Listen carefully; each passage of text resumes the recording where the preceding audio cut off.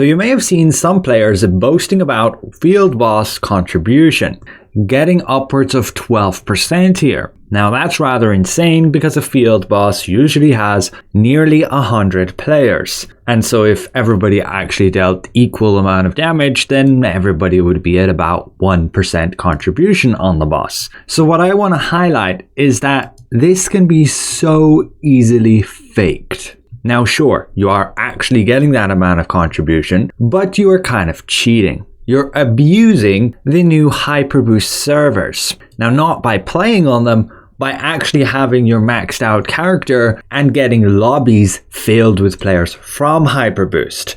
Now the way this is achieved is simply by having a character on the Hyperboost server, signing up to a field boss, and then generating a party link and inviting your friends to that field boss. And now all of a sudden, you're matched with players who are either super new to the game or still gearing up their character, like not having legendary gear yet. So you end up in lobbies where this is possible because you're in a party, you're in a complete stacked party with endgame characters versus all these super new players. This is, all things considered, a pretty horrible thing to do because you're taking away that loot opportunity from those new players joining the game. And it makes Hyperboost servers a bit of a joke. When they were initially released, I did give the warning that I don't recommend them and they're a bit of a bait. The only reason to play on a Hyperboost server is to enjoy PvP versus other new characters,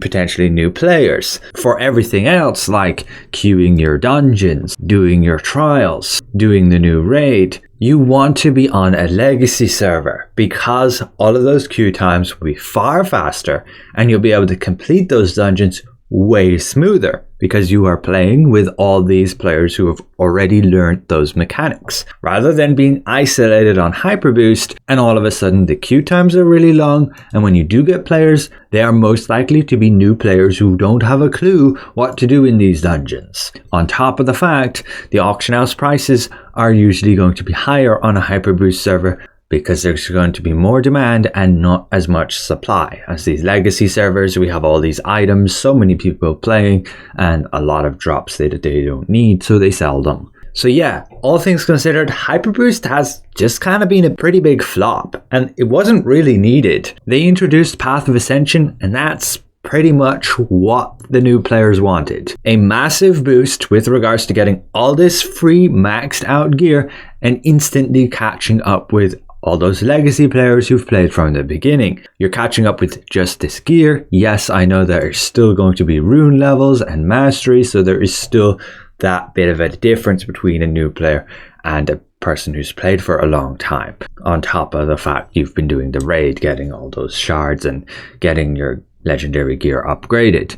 But at least that catch-up mechanic was not isolated just for Hyperboost, and so there was no real reason to actually play on Hyperboost.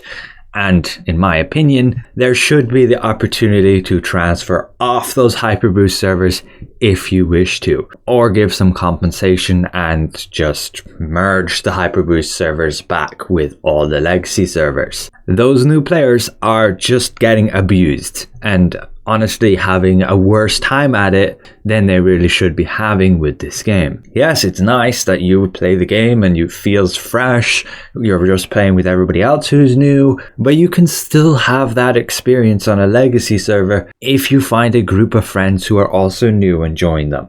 Otherwise, as a solo player, what is your experience? You're going to be waiting hours for queues to pop, particularly when everybody wants to play damage dealer, and then your field bosses are getting abused with all that contribution stolen by the legacy players anyway. Similarly, you won't be able to experience battlegrounds because queues will be forever there as well. So half the content you don't actually get to play, and the raid is still locked for Hyperboost servers. You can't actually experience it yet.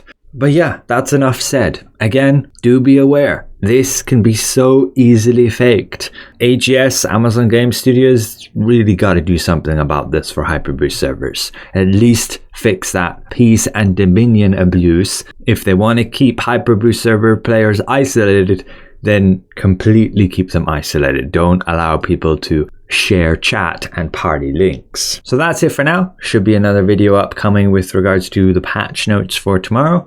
So thanks for watching. A special thank you to these channel members, and we'll see you guys around.